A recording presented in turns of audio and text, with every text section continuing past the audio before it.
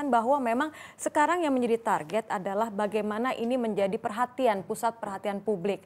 Artinya ketika sekarang gereja bisa jadi besok masjid, ya kan? Atau besok apapun seperti itu. Benar demikian? Melihat sebuah serangan teroris itu melihatnya dari ilmu intelligence. Karena apa? Teror adalah ilmu sebetulnya, teror cabang daripada intelligence sebetulnya. Jadi orang yang melakukan terorisme itu paham dengan ilmu intelijen. Dia menggunakan pola-pola metode intelligence. Pelakunya juga sedikit mengerti tentang masalah intelligence. Nah sekarang melihat bagaimana melihat sebuah serangan teror. Sebuah serangan teror itu dirancang dengan strategi militer. Iya. Strategi militer. Nah strategi militer ini dia tidak pernah mau berdiskusi, tidak pernah mau diajak berbicara. Pokoknya dia menemukan suatu keyakinan, pelaksana bawahnya siap mati, pelaksana atasnya mengambil suatu rancangan bagaimana melakukan serangan. Nah ini antisipasinya seperti apa sih Pak Prayitno? Ketika misalnya begini, saat ini ada kejadian bom gereja di Solo, kemudian juga masyarakat menyalahkan pemerintah, kemudian juga polisi, di sini termasuk BIN dan kemudian BNPT nih Pak. Target yang saya bilang tadi, ke depan itu dari kemarin tuh kalau kita bisa belang the past atau basic descriptive intelligence yang diserang itu polisi, masjid, gereja.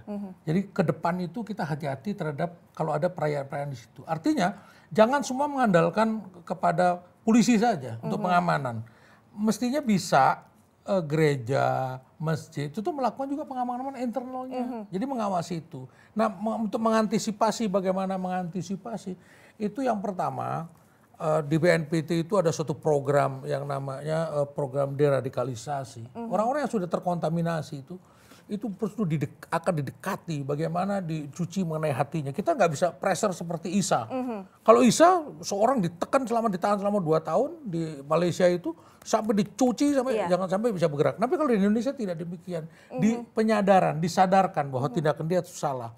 Nah di sini BNPT itu akan membangkitkan social awareness. Ya, jadi itu kepedulian BNPT sosial seperti itu ya Pak ya. Tapi ketika polisi ini ketika kalau memang ternyata memang benar Ahmad Yosepe Hayat yang menjadi bomber di gereja Solo kemarin dan sebelumnya memang sudah menjadi 5 buronan. Kenapa ini susah sekali untuk ditangkap? Wow.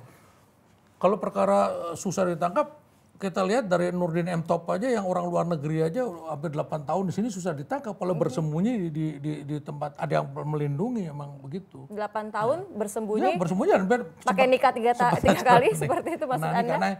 Artinya ini ketika orang Indonesia semakin sulit ditangkap. Orang ini semakin sulit. Kenapa? Karena tidak ada kepedulian sosial. Kalau ada kepedulian sosial misalnya, polisi menyampaikan seorang yang DPO, kalau masyarakat itu aware terhadap masalah ini, itu akan cepat sekali. Dan ini sekarang ini akan bagaimana ditingkatkan kepedulian ini. Iya. Nah itu di sini akan melibatkan unsur-unsur tokoh-tokoh masyarakat, kemudian dari RT, RW, itu harus mulai ikut. Kemudian tokoh-tokoh ulama. Jadi tingkatkan disebutnya program preventif.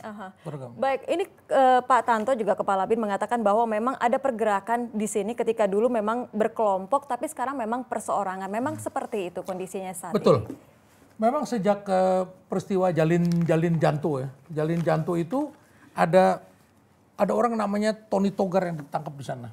Jadi Tony Togar dulu membentuk namanya Kumpulan Mujahidin Indonesia, KMI. Itu mujahid bentuk daerah Aceh, Jawa Barat, Jawa Tengah, Kalimantan, dan Medan. Kelompok kumpulan mujahidin ini memberi keleluasaan sel-sel untuk menyerang individual. Artinya sel-sel yang kemudian tersebar udah seperti kanker ini diberi keleluasaan kamu boleh menyerang.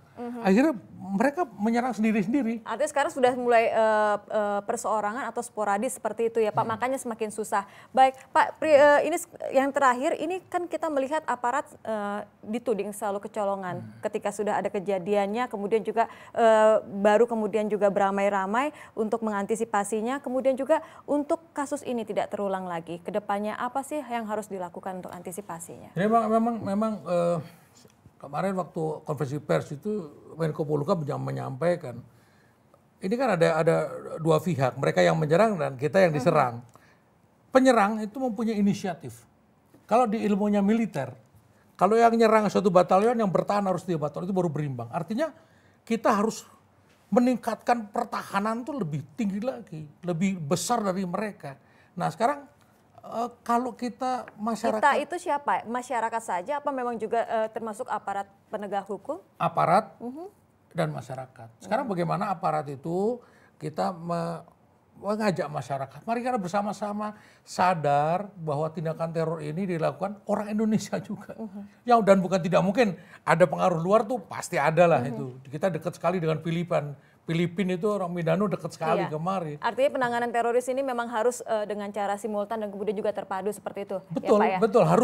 Harus merupakan ini bergulung bersama menyelesaikan masalah. Kalau tidak selesai. Tidak akan selesai. Ini bergulung terus. Baik, terima kasih Pak Praitno atas penjelasan Anda dan sudah hadir di Dialog Jurnal Utama Berita 1. Ya.